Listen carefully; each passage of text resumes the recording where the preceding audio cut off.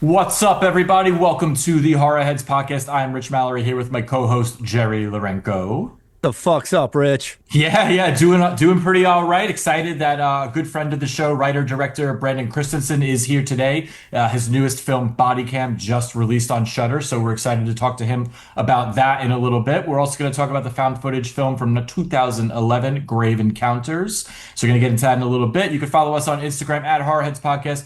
Email us to horrorheadspodcast@gmail.com. You can listen to this wherever podcasts are available. We also do encourage you to go over to YouTube and watch it there because you can see how drunk we get and all of the debauchery that happens on this show. Like, subscribe, do all the things. So, yeah, Brandon, welcome back. Last time we had you on, Night of the Reaper, your film had just come out. And now, I don't know how long ago that was. I don't think it was that long ago, but now you have another film. 6 months or so? Wow, now you have another film that just released, Bodycam. So, how's it been going? It's been good. It's been busy. It's been weird because when we did the last one, body cam was still yet to come, and so there was like this another thing to look forward to. And now that this is out, it's like I'm like in a desert. I have no idea. Nothing to look forward to. Yeah, yeah. Life I'm is just like, miserable. yeah, just like what? I have no purpose anymore. So I have to hang out with my kids, and no one wants that. No mean, purpose. just go on podcast and drink. Do something like that. Pretty much. Yeah, speaking of drinking, I'm a little reluctant to kind of start, but we do have to get into it while this is cold. So last time Brandon was on the show, he drank some pink lemonade drink, and Jerry and I were making fun of him. We thought, well, Jerry had the great idea. It's like, why don't we all drink pink lemonade drinks? So I am really regretting this decision that we agreed to. So we're gonna do that. So it's funny, when I went to the store, they had multiple pink lemonade drinks, and I said, which one is the grossest? Which one? Because if I'm gonna do it, I'm gonna suffer. I'm gonna suffer hard. So I have Mike's harder pink lemonade, Wow. which is 8% alcohol. So I'm gonna crack this open right here on Mike. Woo! Love that sound. What do you guys got? What's everybody have there? I've got an Eau Claire again, same one as last time because I don't drink very often, and this is something I know I can handle, sort of. 5% in this guy. I'm in Canada; it's a lot lower here. Well, Jerry's is like 5% too, right? What do you have Yeah, there? mine's 5%. I got the Noka two-turnt lemonade, so That looks disgusting. yeah, it's pretty bad. I'm gonna pour it to really exaggerate, the color here.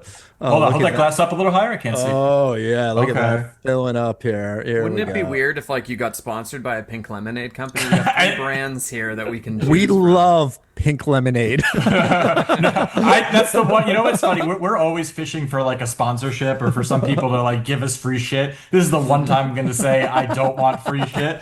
But fuck it. Look, I haven't even tried this yet. I'm already hating on it. So let's get into it. I'm going to try it while it's cold. I have a tall, which is going to be tough to get through, but fuck it. Cheers, everybody. Cheers.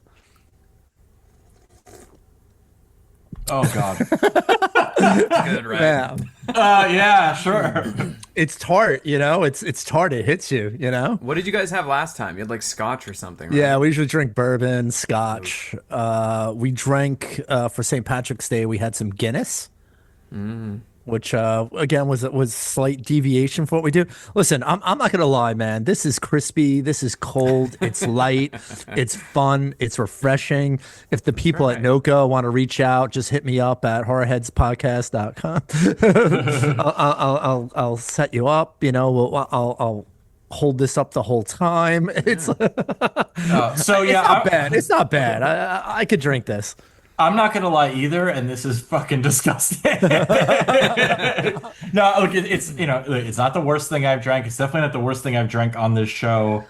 I'm gonna struggle getting through this. You know what? I'm not big on overly sweet drinks. It just kind of it gets me really quickly, and this is gonna get warm really fast because it's in LA right now. It is 99 degrees, so it is Yeah, it's really insane. hot.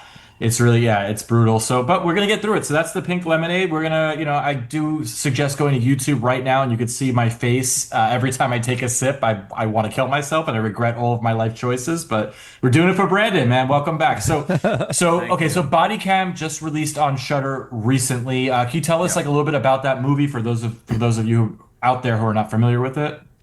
Sure. This is a movie called Bodycam, as you said, and it's a film shot on body cams. And it's a found footage horror movie about two cops that are going to a house in a very rundown area that has a domestic disturbance, and they go inside, and there's some a situation happening that leads to an accidental shooting. And the cops are worried that if this body cam footage releases to the public, doesn't matter if they're in trouble or not from the cops, the public's going to rake them over the coals, so they decide to cover it up. And the cover up goes very, very poorly for them. Very, very poorly is an understatement. It seems that they go through absolute hell. I felt it because you want to know what? I would have did the same exact fucking thing, Brandon. I would have covered that shit right up, man. Right. Especially if I was a cop. Yeah. So, was an attempt. so people that know me know I'm really not a fan of found footage movies. I know Jerry's a huge fan of that genre, and I will say two things. So, there's two things I really liked about Bodycam that go against found footage movies. One, I liked the reinvention of the concept using the police body cam footage. I felt was really, really effective and kind of got rid of a lot of the reasons why I hate found footage movies. I hate that there's no matter what's going on, someone's holding a camera and it could be all hell breaking loose. They're still holding the camera. Here they have no choice. The camera's attached to them. So that gets rid of that for me.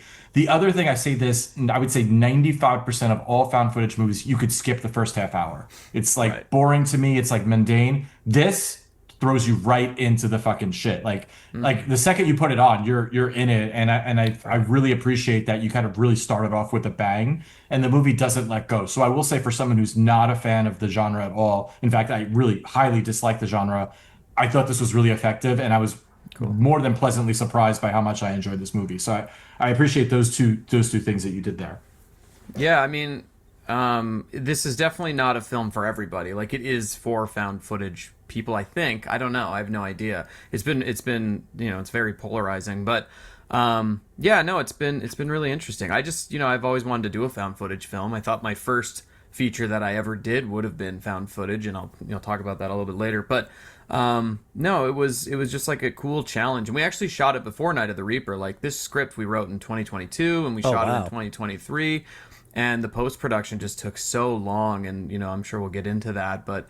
Yeah, I learned a lot from this movie that I got to put into Reaper, and like I've learned stuff on that I wish I could go back and do on this, and all that stuff like that. But it's weird to have a 3-year tail after you shoot something, because we went into production about almost 3 years ago, and we wrapped in early May, and then it just was like hell for 2.5 years to finish it, and there's a number of reasons for that, but it was.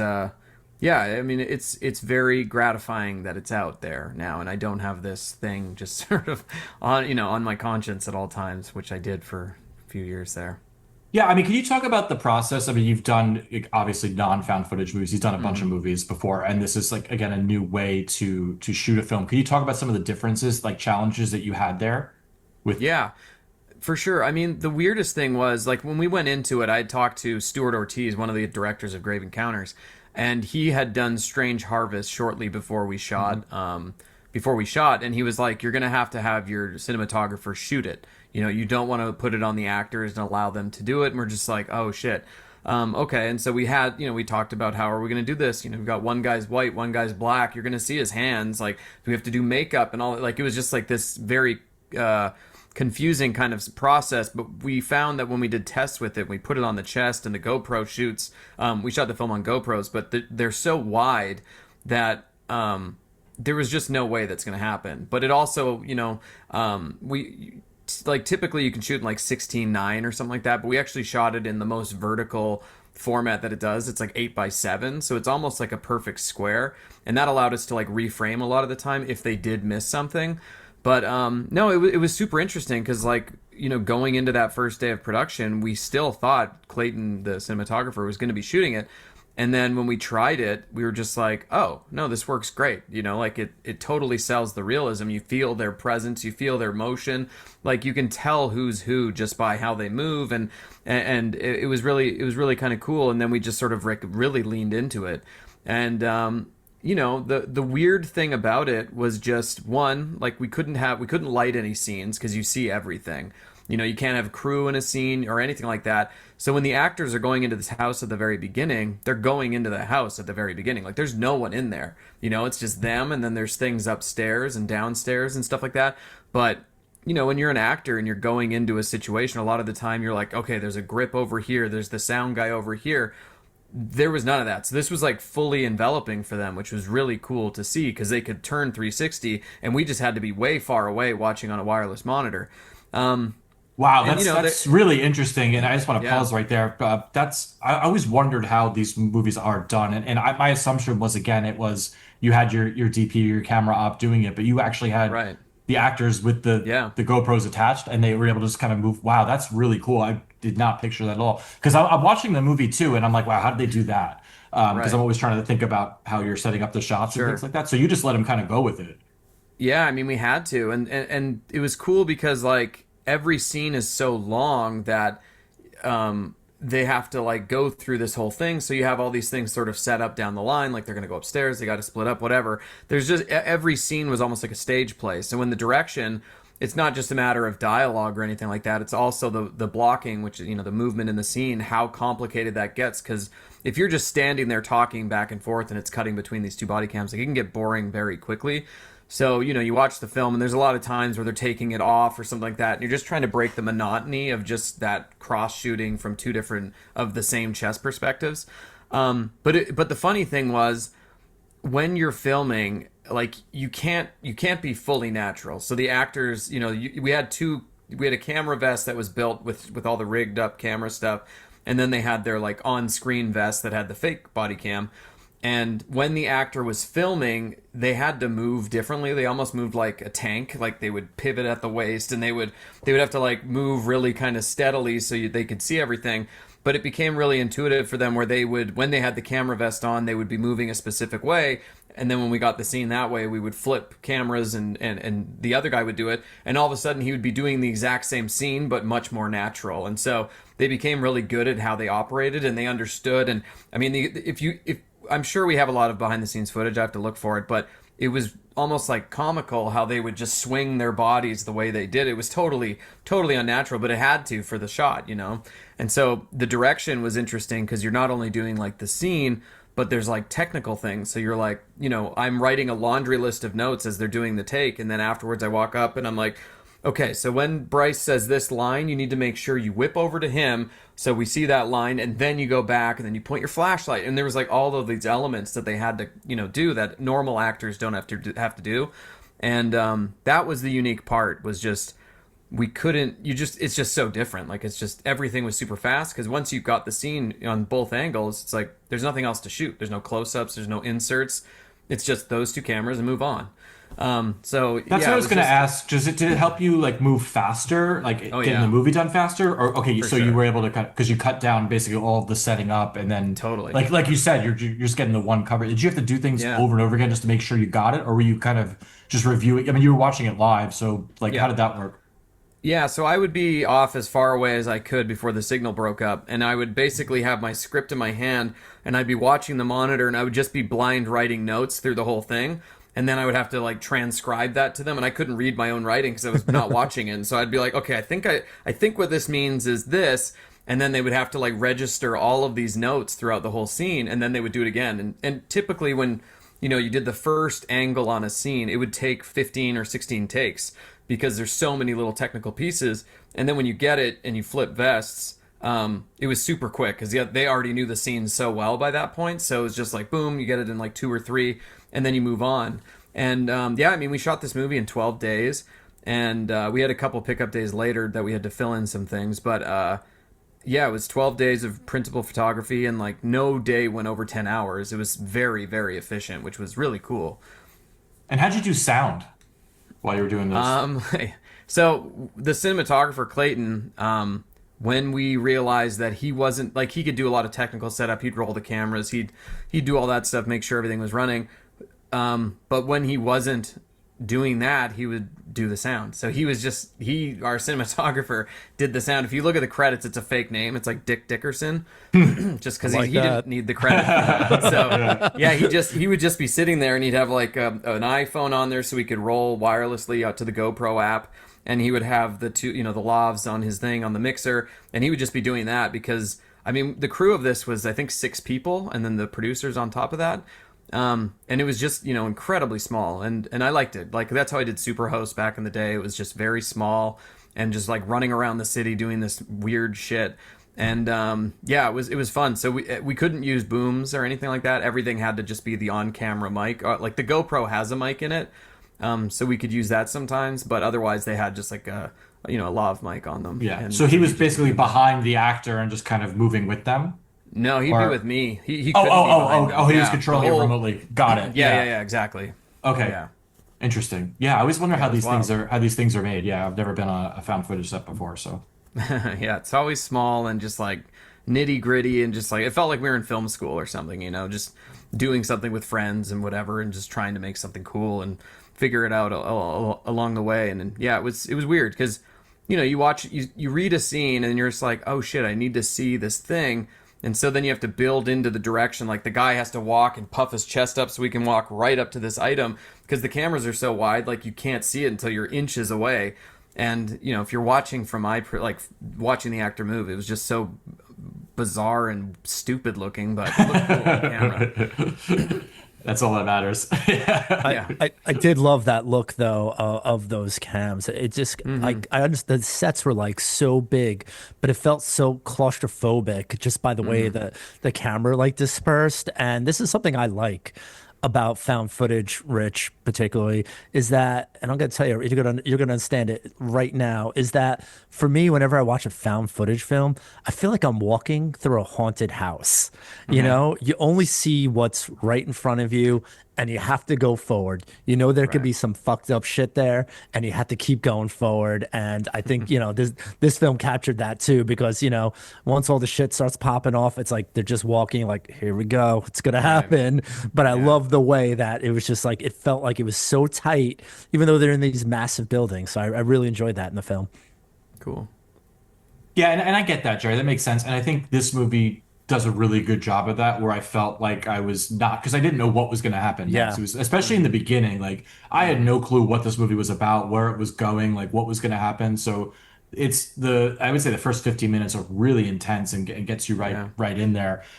Versus I think a lot of other found footage movies, I kind of like, I'm not as interested, or I don't feel like there's as much tension. It just feels like a lot of arguing to me in a lot of these Right. movies. And we'll get into it when we talk about Grave Encounters. I didn't feel that with this movie. So I would say, yes, there's a very specific audience for this, but I do think it plays a little broader. Because I mean, again, I watched it and I was like, okay, actually, wow, I like that. It's actually, and it's not my kind of movie at all.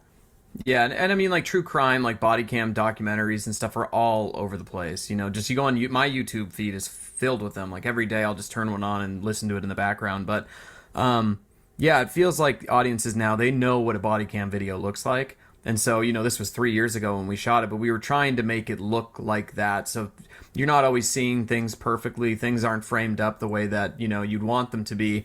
And so you're just, it feels like you're not supposed to be watching this. And that was kind of the thing we were going for. And I think for the most part, it works pretty cool.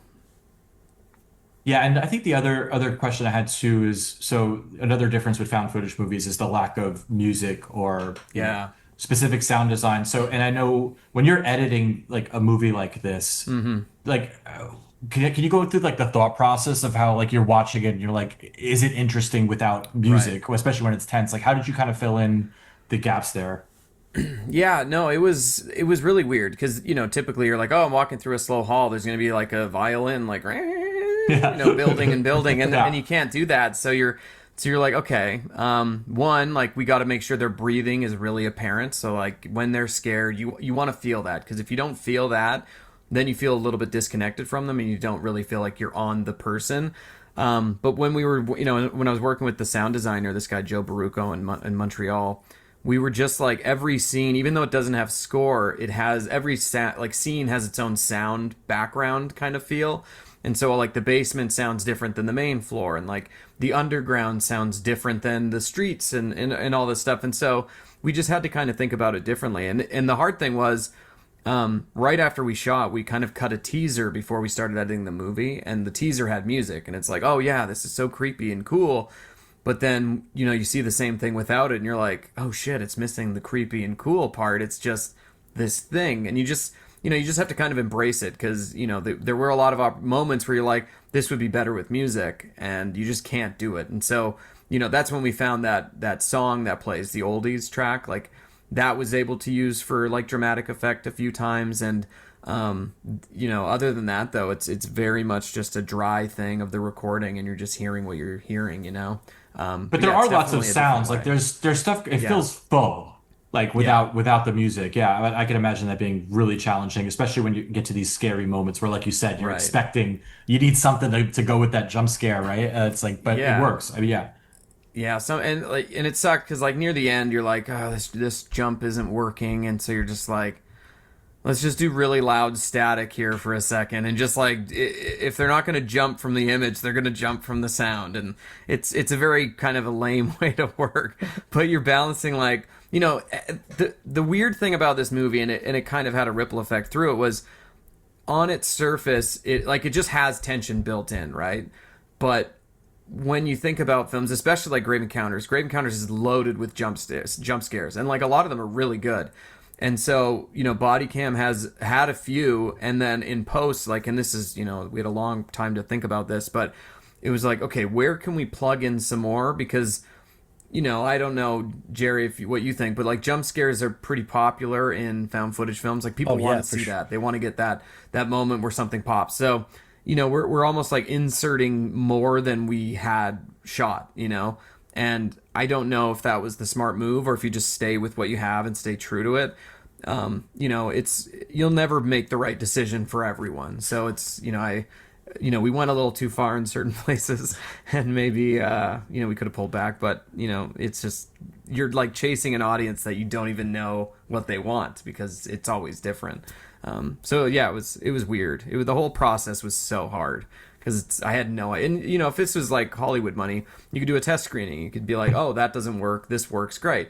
Let's pull that, do something like that. But this is like me in my basement just clicking for a couple years, and yeah. I was going to ask about that, like, because I like to know what other filmmakers think, and like, how do you show things to people for feedback? And I know like your writing partner, or at least on this one, was your brother, if I believe. Mm-hmm.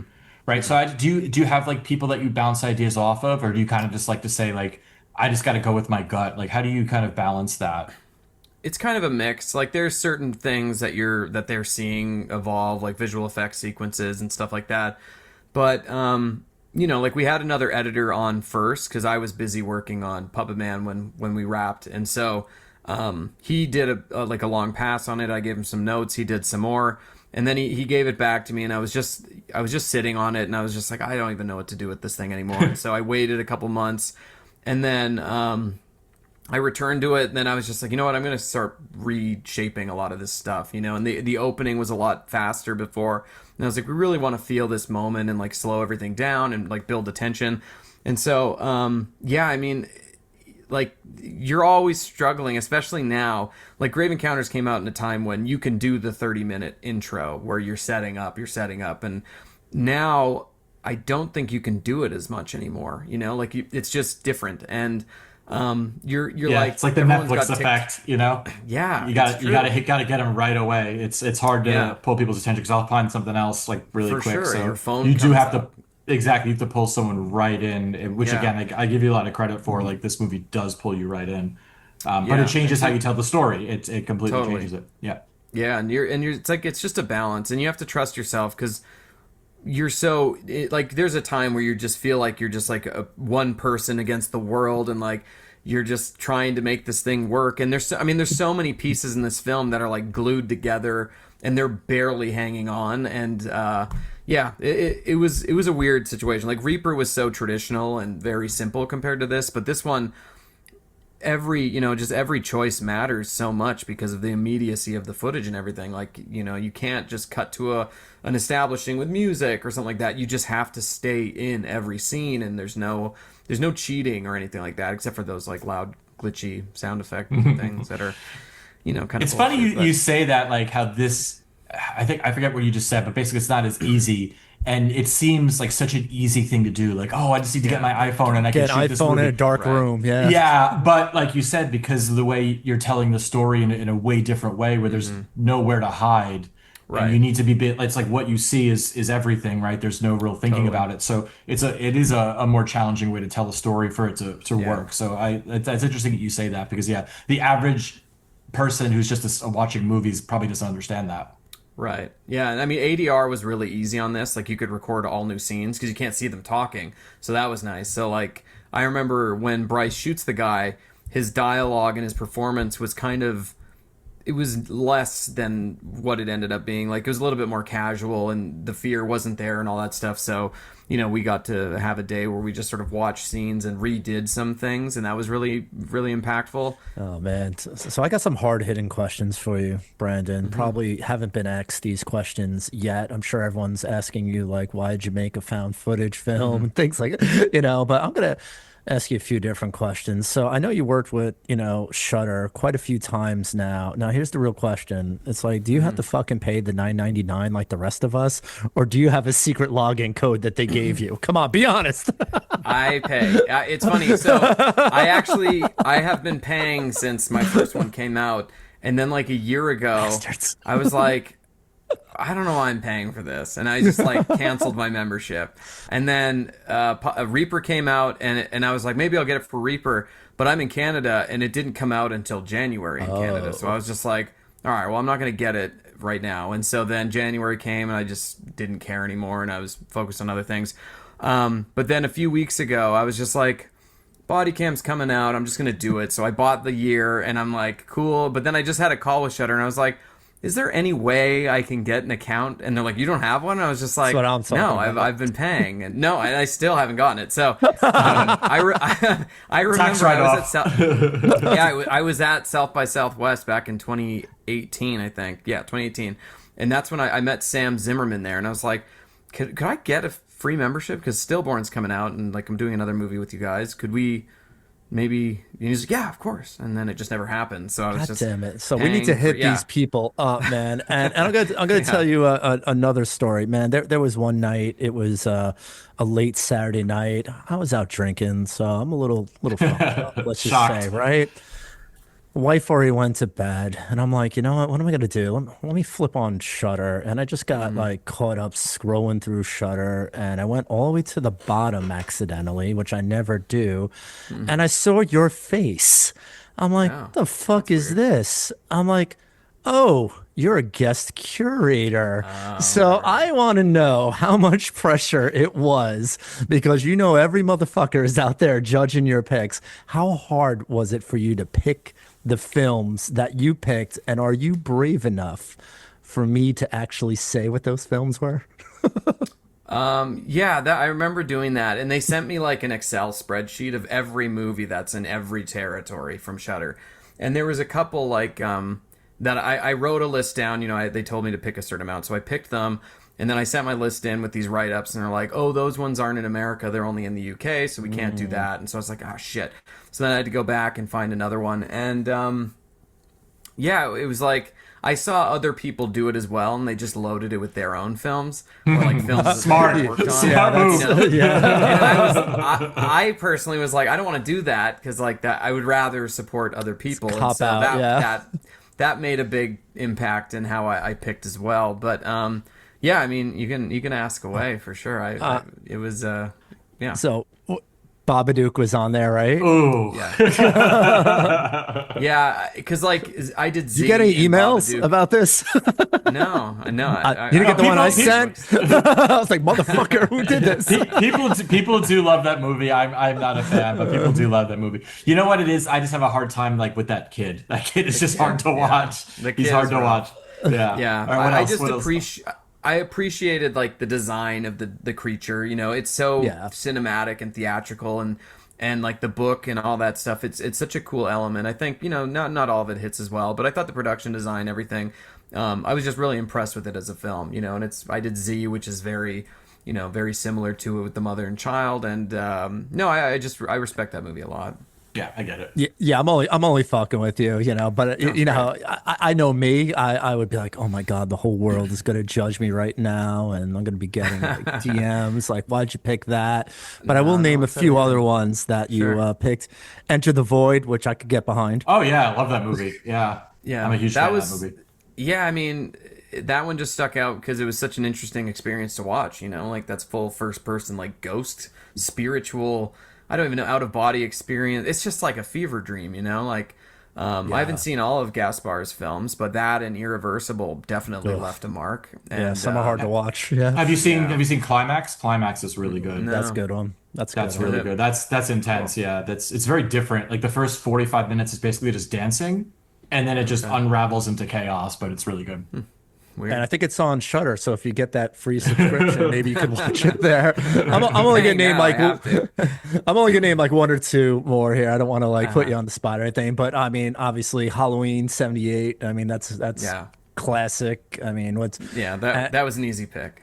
and then one which I was shocked about, and I was so shocked about it that I had to actually go and watch the film just to see. Was it One Cut of the Dead? Yes. Okay. Sweet. And I was blown away by this fucking film, and I couldn't believe what I was watching. So I'm gonna tell everyone, the less you know about this, the better it is, and it is probably. I mean, I don't even know how to describe it, but I would say it's probably one of the most entertaining films that I've ever seen. And then the shift throws you so far off that you're like, oh, damn, I never saw that coming. So I recommend it. I'm like, why do you pick this fucking movie? I'm like, it sounds stupid. I'm like, a dumb name. I'm like, the cover art was dumb. I'm like, I'm not gonna watch this. I'm like, but he picked it. I'm drunk, so I'm watching it. I watched. I was in prep on Superhost, and Kurt was staying with me, Kurt Harder, and we're sitting there, and we just turned it on one night because we're like, we've heard nothing but good things about this, and we turned it on, and we're like 30 minutes in, and we're like, this is terrible, right? And then we're like, yeah. And then we spent the next 30 minutes being like, why is this so popular? And then the final 30 minutes, we were so on board that our opinion retroactively changed for the previous hour to the point that we were just like, that was the most fun I've ever had watching a movie. Like, it was such a weird roller coaster of just, like, I hated it. I was just like, this is so stupid. And then in hindsight, I was like, that was freaking genius. Like, it was so cool. I was so impressed. So yeah, that one, when I saw that on the list, I was like, oh shit, yeah, that's totally going on the list, 100%. Great movie. Just know nothing. Watch it just completely blind. Yeah. And make sure you watch all the way through, because it's weird. Yeah, you heard that, Rich? Don't give up on it. It's I'm so no good, choice. man. I'll be on my phone. Like I'll get to it. I'm the worst at but watching movies. it's such a detail film. Like, the more you pay attention, the more it pays off. It's really interesting. I can't recommend it higher. You know, it's like, of any film, it's so surprising in the best ways, and it's rare to be surprised like that. So that, yeah, for sure was a big one. And the only thing I would say is that I think filmmakers would really enjoy this film specifically. So that's all I'm gonna say. Now I'll check it out. That's all I'm gonna say. So Brandon, I've definitely worked with family before, and sometimes it's a bit of a struggle. And you've done quite a few films now with your brother. What's it like working with family on creative projects? Yeah, I mean, there's a learning curve there for sure. You know, we've both got different. Like, he's not a big horror guy, and so He's not. Oh my god, I wouldn't guess that at all. Yeah, I mean, he we grew up reading Stephen King and stuff like that, but he doesn't like watch a lot of horror movies. You know, I think he prefers longer, novels and stuff like that. But he's just so good at just writing. You know, like, we'll sit there, like, we'll come up with an idea and we'll start talking about it, and we'll start throwing ideas back and forth, and we'll kind of, we keep a Google Doc of just every idea, and we kind of put them in a structure, and we've got these like 30-page documents with just random thoughts. And he's so, like, his superpower is just taking that and then writing a script from it, and just pounding it out in a couple weeks. And like, I'll write 10 pages and I'll be like, this was good. And then I'll return to this later. I come back and I'm like, all right, what's next? And I'm like, well, I'm just going to read those first 10 pages again. Then I read them again. And I'm like, I can do it better. So then I'll rewrite those first 10 pages, stop. And then I come back and then I do it again and I do it again. And I never, it's hard for me to progress past there. he's just like a bull in a china shop, and he'll just get that draft out. Like, it doesn't matter. He just pushes through. He'll find things along the way to make it all work together. And then you can look at it and you can be like, oh, okay, sweet. Yeah, like this works, this doesn't work. And then you're balancing that, and you're able to shape it better. And so kind of our growth is just sort of figuring out what we do with that. Like, the Puppet Band was basically that first draft we filmed. Like, it was not, we were just like, people, they wanted to do it, and I was just like, oh, okay, shit, it's done. And we never really did much beyond that. And then Bodycam, it's kind of a little bit in the middle. Reaper was a little bit later, and we've gotten to a point now where we're constantly challenging each other and like, okay, is this idea the best one? Like, today we were working on a script that we're trying to get out, and we're in this big midpoint thing, and we just spent all day just talking about how we could do it better. And we found a new path through this thing that we thought was so important, but we found a more economical way to get through it. And it's just being able to be comfortable to have those conversations, because we weren't before. Like, it was, we didn't really have that back and forth quite figured out yet. Like, it's hard. Writing is brutal, because it's so, you put something down on a blank page and you read it, and if it's not right or whatever, it's hard to not take personally, And so getting to that point now where we're just like, okay, this needs to be fixed, whatever. Like, we're a lot more comfortable doing it, and so our scripts now that we're writing, I think, are so much better. Like, we've taken really big strides forward, and so it's great though. Like, it's just very efficient. Like, we write a lot and very fast, so it's been good, and it's mostly his superpower of just like getting down that vomit draft. I like that vomit draft. That's all, and that's amazing. And I guess the only natural question is, are you guys writing something horror right now? Yeah, we've got 3 scripts. Awesome. Like two of them are written. The third one's written too, but we're just tweaking some stuff before we send it out to some people. But yeah, all different subgenres. Like, one's like a creature feature, one's more of like a Friday the 13th, and then one's more of like a slasher type. But yeah, they're all different, and they're all equally cool, and I have no idea if any of them are going to get made or if all of them will get made. And so I'm kind of in that weird limbo period where I'm like, something's going to happen this year, I hope. And whichever one, I'm stoked to do all of them for sure. Well, we hope you do, because they're bangers. What we've done so far. So, yeah, definitely excited to see more. So we'll get to talk a little bit more to Brandon, and I'm sure we'll get more into some body cam stuff a little bit later. I do want to kind of pivot to get towards the movie we want to discuss tonight, and that is Grave Encounters from 2011.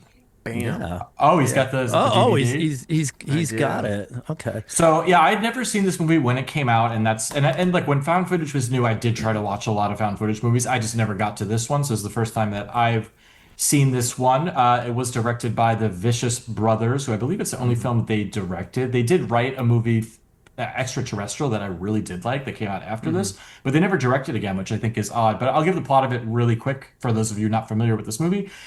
For their ghost hunting reality show, a production crew locks themselves inside an abandoned mental hospital that's supposedly haunted, and it might prove to all be too true. That's from IMDb. So basically, it's kind of very similar to a show like Zach Bagans' Ghost Adventures. I think that's what it's kind of parodying a little bit. This movie isn't a parody, it's very serious, but I believe that's kind of the concept here. So if you've seen any one of these hundreds of ghost hunting shows on various different channels and streaming networks, that's basically what this is, except it ends up being like a real life haunting and basically takes out one by one of the crew or makes them go insane. Again, I'm going to kind of leave a lot of the discussion to you both, because this is definitely not my genre, and I'm also not a fan of those ghost hunting shows, because they are very formulaic for a purpose. Not my thing, and I don't want to really bash on this movie, because it's like, I'm going to say what people that don't like found footage say. So Brandon, you picked this movie. I know you kind of mentioned it early on as one of the movies you kind of looked to for inspiration when doing Bodycam. I know you spoke to, I believe, the cinematographer. So why'd you pick this one in particular? It feels like it's very similar. I mean, Lance Preston in Grave Encounters is Officer Bryce in Bodycam. Like, it's the same. Oh, I didn't make that connection. Oh, cool. Yeah. And so I grew up when I was in high school. I guess I met the Vicious Brothers online, like on a filmmaking forum. They weren't the Vicious Brothers yet. They weren't until they made this film. But they were both, Colin was from Canada, Stuart was from Orange County, and they had this company, Digital Interference, and they were doing like music videos together. and I was just like in awe of them. We're all kind of the same age, but they were just like working on like professional stuff when I was not there. You know, I was like, I wanted to be, but I didn't know how. And so I made friends with them online, and we kind of kept in touch. And when they, you know, I was talking to them when they were shooting this and when they were in post on this. Like the first time I met Colin in person, I was in Vancouver shooting a music video, and I hit him up. He's like, "Yeah, do you want to come over and see some stuff from the movie?" And I was like, "Oh yeah, for sure." And so I met him in person, and you know, we got to see some scenes from it, and I was just kind of blown away by the whole thing because I had watched, you know, his career was just like huge, you know, award-winning music videos, all this stuff, and it made sense for him to get into a features. And so him and Stu did this thing, and yeah, it was cool. And then when they finished it, Colin and Stu came to Vegas where I was living at the time, and they stayed at my house, and they were like, "We're going to the Strip, you can watch the final of the movie, we just finished it." And so I stayed home and I just watched the film. And it was just like such a cool experience to see all their hard work, and they did this thing. Like back then, this was such a novel idea, you know. Like found footage was, it was basically just Paranormal Activity, Blair Witch. Like those were the mainstream found footage films, and this just felt like it was going to be in that kind of tier, you know. It felt like such a good idea at the right time, and it did, you know, to its credit, it was very successful for what it was. Yeah, this movie was pretty huge, and like this is one that, like, again, at the time, if you were a horror fan, you probably either saw this movie or heard about it. Like it was everywhere. So Jerry, again, I know you're a big fan of found footage, and like how do you feel about this one as it compares to some of the ones that you really like?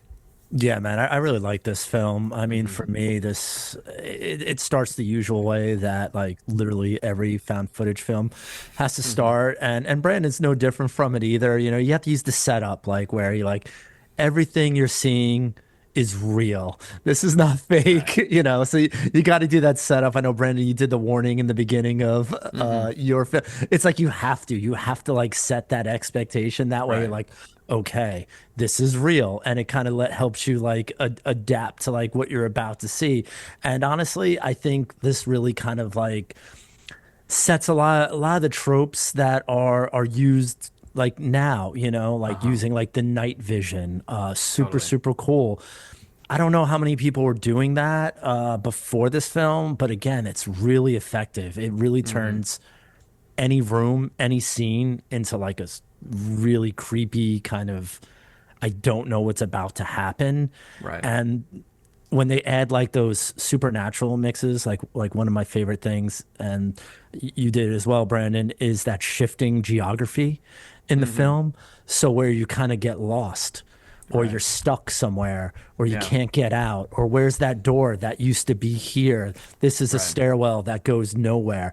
All these things, I could be honest, they fucking work for me, and I love it because this is me watching it. Oh shit! Oh, you know, because I'm like I'm buying into it. You know, you have to kind of drop everything and just buy into like what you're watching to appreciate these films. And I think what this film puts on the screen, it's really easy to buy into because it feels like you're watching a TV show. It really does. I mean, the way they emulated it so well, it feels like a TV show, and then everything goes like really wrong. And I mean, that's just a lot of things I like about this film.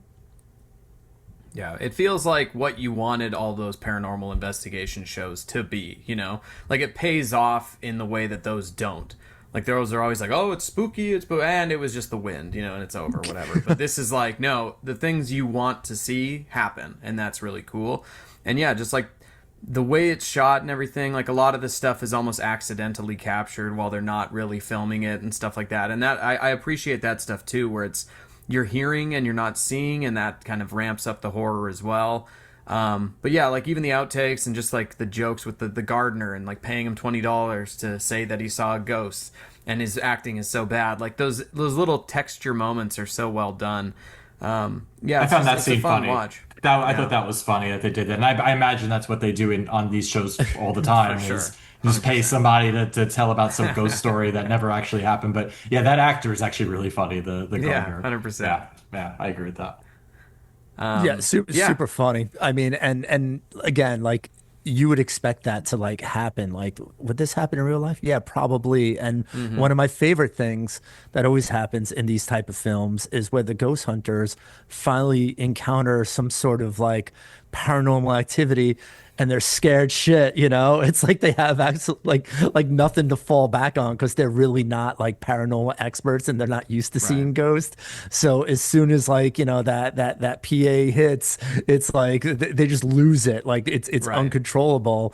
And again, what that turns into is that turns into like some more tropes in found footage. It's like you have to break the characters down, and I think Yeah. that's a really important element. Like you have to see them get crushed and just give up and become hopeless, and Right. while you're watching that, you're like buying into it. You're like, oh my god, like how are they going to get out of this situation? I don't Hmm. see it. I don't know.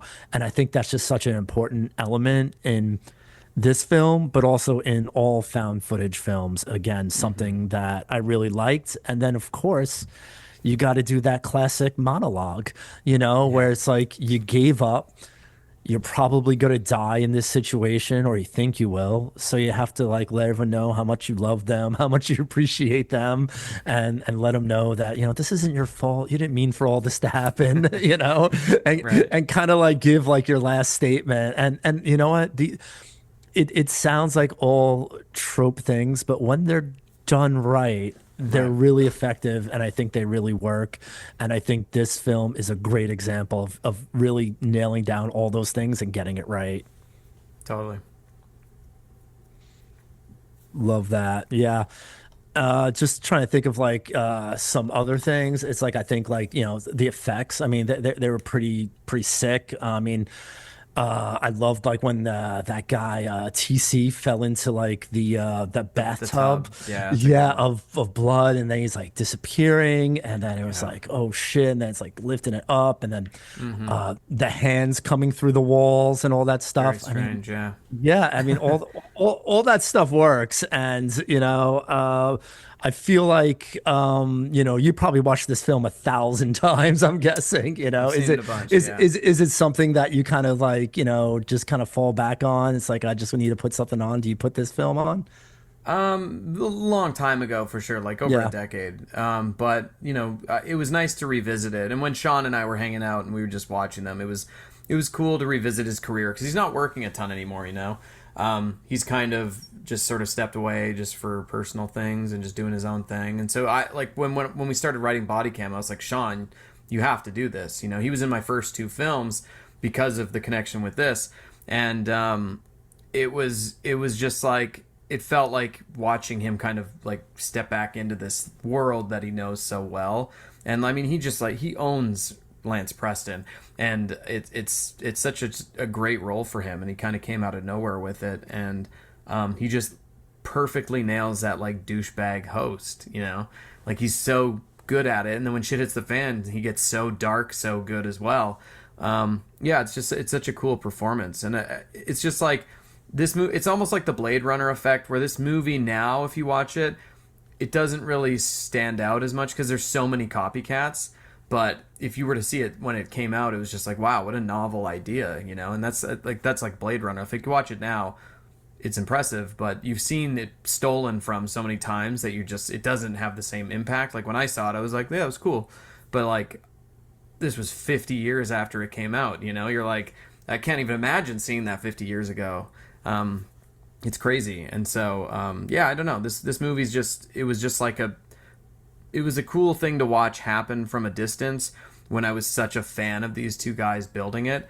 And so it was cool to kind of like pick Sean from it, and you know, and like Stu and I, he just texted me a second ago as we were talking, and yeah, it's just like it's just an important film, you know. I think in just my life, just because of where it led. Yeah, I would that's say awesome. important for found footage as well because Mm-hmm. you know, again, you had Blair Witch, boom, you had Paranormal Activity, and then Mm-hmm. I mean, I'm trying to think of what would be like the third, well, Cloverfield, I guess. I'm trying to think of like what Mm-hmm. the hierarchy is of films. This is probably in the top five Probably, yeah. influential found footage movies, I would think, at least in the I think past so. or late 2000s. I mean, sorry, mid 2000s. Yeah, no, But I agree. Yeah, I mean, like As Above, So Below, that's a great one, but it's kind of even I think it's more popular now than it was when it came out. It kind of just like came and went, but it's so good. Yeah, I don't know. I can't really think of. I'm just blanking on this. I don't know why. It's the pink lemonade, obviously. Well, since you're blanking on it, Brandon, I have a fantastic idea to kind of help spark all of our imagination right now. I prepared a little drinking game for us, and I think it would be pretty fun to play right now. And I mean, we advanced a lot in that 6 months since you visited us last, and we really upped our drinking games. So what I'm going to do is I'm going to give you a choice. You could kind of like choose your own fate here. So I have some questions, and they're about found footage films, but it's going to be a super easy trivia game. It's basically, was it found footage? And I'm going to give you the name of a film, and you just have to tell me if you think it was a found footage film or not. But I picked some obscure shit here, so we're going to... These are some, that's a big one. Sorry. Yeah, Wreck. No problem. These are some deep-ass cuts. So we could do this one or two ways. One, we could do something that we call progressive sips trivia, where every single question, the number of the question, it equals the number of the sips that you would have to take. So question number 1 is only worth 1 sip. Question number 3 is worth 3 sips, and so on. I'll tell you right now, there's about 9. So just keep that in mind. Oh, Jesus, that's a lot of questions. 9 sips. Or we could break out the Wheel of Death and spin it. and whatever. Interesting. All right, man, I love it. This guy's ready to play. All right, well, guess what? I happen to have the Wheel of Death right next to me. Oh my God, 11? What? Yeah. I mean, it's got to be. I mean, we're drinking the pink lemonades. We got to represent here. I just noticed there's no 1 or there's no 2 on there. So just to set this up for people who are listening, and if this is the first time you're tuning into us, welcome to Horror Heads Podcast. So Jerry has a wheel, and it's a wheel you spin, and on each, I guess, area, each piece of the pie, there is a different number, which is going to correspond to the number of sips. So Jerry's going to spin the wheel, ask a question, and we might be doomed. Usually he has 1 through 11 on there, but I see it's 3 to 11 because the last time we played, it landed on 1 a lot, and I guess Jerry wasn't having that. So this is going to be dangerous. Brandon, I think you made the wrong choice, but it's too late now, and here we are. So Brandon, I don't know how much help he's going to be, but I will give you Rich as your partner. But you know, I mean, I know this isn't his genre, and well, let's just see how it goes. So let me spin this wheel, and let's see what's on the line here. So is it like a sip is 1, or is it like seconds as you're exactly drinking? All right, 5. we got 5. It's just do the best you can. Like 5 sips. I'm gonna be honest with you. I can't do 5 sips of this pink lemonade. I will throw up, but I will do my best. Okay. Are you guys ready for question number 1? The name of the movie is Savage Land. Found footage or no? I think it is found footage. I just let me think.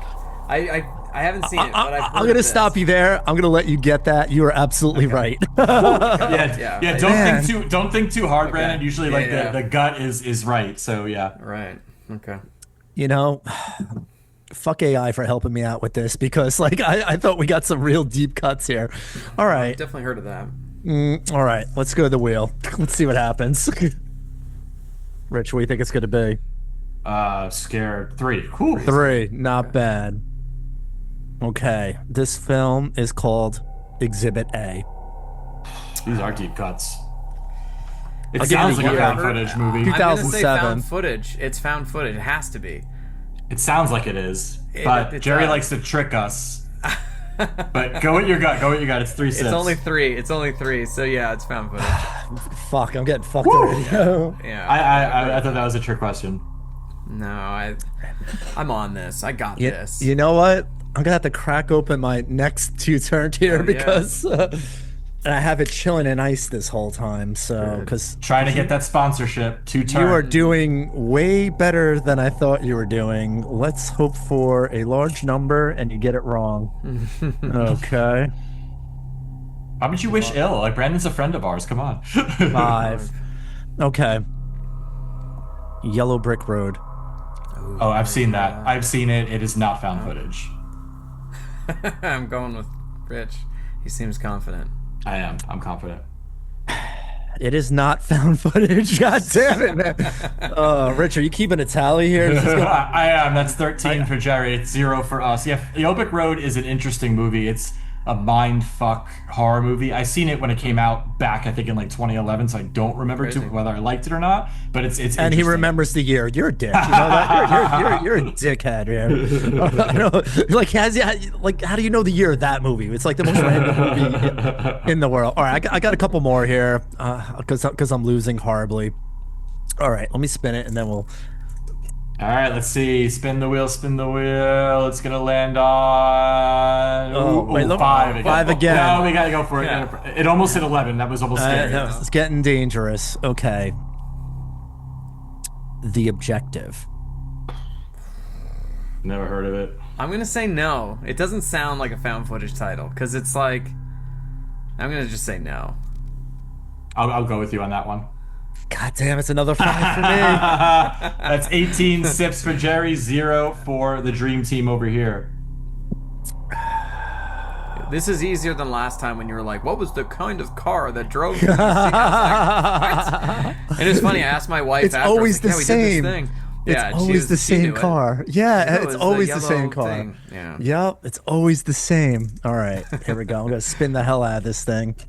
All right, here we go. You almost spun it right off the axis right there. Yeah, I don't give a fuck. Wheel is spinning. It is. Ooh, oh, no. 10. All right, this could either be very damaging or could get Jerry back in the game. So what's the question? Okay. All right, the name of the film is The Banshee Chapter. That's found footage. I'll go with you on that one. I never heard of it. Jerry literally just slammed his head into the table. Oh, that is going to be 28 total sips for Jerry. Drink your 10, please. Put up lemonade. That. You're lucky. I'm jealous. I wish I had 28 sips in me. This stuff's so good. You know, don't wish one in solidarity. Don't wish that, Brandon, because the wheel could land on something like that. All right, since I'm losing so bad, I'm just doing 2 more and that's it. Because I don't know how many more I can do here. Well, no matter what, there's no way Jerry can win at this point, so I'm going to just sit back and look at my pink lemonade. All right, the wheel is spinning. Still not seeing. Worse than mine. Mine's pretty bad. That's a 3, and it's a tall too, and it's half warm at this point. Yeah. Okay. All right, what you got? What you got? The Signal. That's zombie one, isn't it? I think that's a zombie found footage film. I'll go with you. Am I wrong? I think I'm right. Jerry looks like he's about to You guys are finally wrong. Okay. What is The Signal? It's an anthology. It's a horror anthology film. Okay. So it's from 2007. And what is that? 3 sips? 3 whopping sips. All right. Whoa. I'm gonna do one more. It's just so gross. I'm so all right. Now, you know what? Oh, here's the thing. This probably isn't gross. It's just gross to me. I'm just not used to it. I'm not used to sweet things. To me, this is torture, but You're hanging on to that sponsorship potential. Mike's Hard Lemonade. Harder Lemonade. Sorry, Harder Lemonade. Yeah, we're hoping for Brothers Bond, but we'll take Mike's. There's a warning on this. Oh, shit. All right, here we go. Final spin, guys. Final spin. All right, let's see. Will we get the 11, the infamous 11? I'm gonna tank it. It's spinning and a 6. All right, we'll take a 6. All right. Okay. Rorschach. I think Rorschach. Yeah, sorry, I have a Long Island accent. I'm sorry. Can you spell it for us? I can't because that would sound horrible. Rorschach. Again, I guess that's a pretty. That's like the most. That's like the title that is you can interpret to be anything. That's the point of a Rorschach test. Is just what is it? He's flexing that knowledge. That doesn't answer. That doesn't help. You know? Yeah, it's the guy from Watchmen, like the black and white ink blot thing. Yeah. No, I know what it is. Yeah. Okay. I never heard of this movie though. My gut would tell me it's not, but this is just. Too. Okay, so let's 2 guts. Yeah, let's say 2 guts. No, 2 guts are wrong. 5 sips. It's bang. It's found footage. Found footage by C.A. Smith, 2015. You know what it's about? No, I don't. I did when I looked them up just to ensure that they were correct, but I looked them all up last night at like 11 o'clock. I had to wake up at 5. All right. You know what? I mean, I'm willing to do one more just to even it since you guys lost 2 in a row. But I think I got an easy one here that I think you guys are going to know. So I'm a little nervous, but I'm going to do it anyway. Just to say, fuck it. It's Brandon. He's a friend. What's better than getting fucked up with friends? So Fair. hopefully it's not 11. It's only 4. 4. Respectable. Okay. All right. Paranormal Activity. If you guys saw this, then it's not really going to be a challenge, but if you didn't, it might be a challenge. All right, the Autopsy of Jane Doe. Oh, it's not. It's a great film though. Never seen it, but I will go with you. Seen it? All right. And You should watch it. And he's right. All right, found cheers. footage. I lost like a motherfucker. Yeah. Yeah, Jerry got absolutely destroyed in the found footage game. Oh my god. by- Always. You know, like I tried all different methods to win, Brandon. I tried creating questions on my own. I lose. I tried helping, with little AI. I lose. Like it's a no-win situation for me. Maybe I should just stop. No, let's just quit. So this is going to be our last episode of the Horror Heads. Thank you so much, Brandon, for coming. No, so what we do, just getting back to Grave Encounters really quick. Yeah, So sure. what we do on the show is we do rate every movie on a scale of 0 to 5 bloody knives, 0 being the worst, 5 being the best. We do play a little drinking game. We are going to do it a little differently tonight, just because I'm going to take myself out of the equation for rating a movie, because my reading doesn't matter. If you like found footage movies, you'll probably like this movie. If you don't like found footage movies, you're probably not going to like this movie. So my opinion doesn't matter. But for 2 people who are into found footage movies, we'd love to kind of hear your thoughts. And what we're going to do in this drinking game, Brandon, is whatever number Jerry gives, that's the number of sips you and I are going to take. And then whatever rating you give is the number of sips Jerry and I are going to take. So I'm going to be drinking there we go. Yeah. double duty on this. And a new lemonade was just cracked. Heck yeah, love it. He is crushing the can on his forehead. For those of you who can't see, don't actually do it. We're not insured. I'm bleeding. Help. All right, so Brandon, again, you picked this movie. I imagine we already know you feel pretty strongly about it. It was a big inspiration for you. What do you give this movie 0 to 5? And again, taking into account what it was when it came out, but also how does it hold up now? Like that's what we kind of really want to think about. I'll give it a 4, a strong 4. I think it's I don't think it's perfect. It's a little slow to open. It takes a while for the first horror to hit, which is just a product of what it is. Like it can't do it earlier, and so when it happens, it's effective. Some of the deaths, like the Mackenzie Gray one where he flies down the hallway, is pretty hokey. But yeah, I mean, there's so much good shit that it's just such a cool film, and to see it so closely, and to know how much they spent on it, it's just such an impressive endeavor that they did. So, I think a strong 4 I'm going to give it. And just really quick, we didn't really talk about this scene in particular, but the very first time these people who really don't believe in ghosts are doing this just for the money to do this kind of quote unquote fakest show. Like when the ghost finally makes itself known, really all it does is like lifts the girl's hair, which again is terrifying. If that happened to me in real life, I'd be terrified. But like their reaction is like, for people that are like hardened ghost hunters, is pretty ridiculous. And it's funny, and it's kind of cool in the scene to see them really freak out over something that really wasn't that crazy. Like, but it, if it happened to me, obviously I'd piss myself. But I like how they handle that, and the people unravel quick. Like no one's brave in this. They're all like, get me the F out of here. So that's 4 sips for me and Jerry. Let's do those right now, since I just what I need. 4 sips. Great. It's pink lemonade, man. Let me tell you something. Noka 2-turn pink lemonade is. So Jerry, what do you give this 0 to 5? I like this film. I saw this film a long time ago. Watched it again, and I think I felt the same exact way when I watched it the first time than when I watch it now. I think it's a good film. I think it's a good found footage film. I watch a lot of found footage. It's definitely like one of my top genres. It holds up, and I think it's better than a lot of found footage that probably gets like more attention than this particular film does. I think you mentioned like As Above, So Below, Cloverfield, things like that. I think this is a better film. I think this is a better film. So because of that, I'm going for it, man. I'm giving it 4. I'm giving it 4 as Okay. well because I think it's a really good film. All right, so that's 4 for me and Brandon. Let's cheers to that. Hell yeah! Finally, not drinking.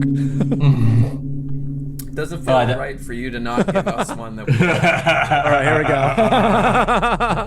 No, all right, so that's it, Brandon. Thank you so much for coming on again and braving this with us. Brandon Christensen, his new film Bodycam is up on Shudder. Again, not just saying that, like even if you're not a fan of found footage, I think it's pretty cool. And again, if you're a fan of like cop shows and body cam shows, which I actually am. I love that kind of stuff. I think it's really effective. I think again the movie kind of really starts with a bang and doesn't really let up. It's very familiar, I think, for found footage fans, but I think it's interesting and compelling for non-fans. So I suggest checking it out. Brandon, how can people find you if they want to kind of reach out, follow you, learn about you? Instagram's the best way. Just the Brandon Christensen is my handle there. Cool. All right. Well, thank you again, Brendan. Hopefully, again, one of these 3 projects you're working on come out and you come back and join us again and we drink more pink lemonade. But until then, you can follow us on Instagram at Horrorheads Podcast. Email us to horrorheadspodcast@gmail.com. You can listen to this wherever podcasts are available. You can watch the video on YouTube, like, subscribe, do all the things. And that's it. Yeah, everybody have a good night. Check out Bodycam, turn out the lights, get into it. And that's it. So cheers, everybody. Have a good night. Cheers. Cheers. Oh man, I got about halfway through this, and that's about I it. feel bad, man. Because last time you got so drunk, and this time you're just like You know what, by, though? I was more drunk last time, but this time I'm going to be more sick, and that's really so it evens out. All right, have a good night, everybody.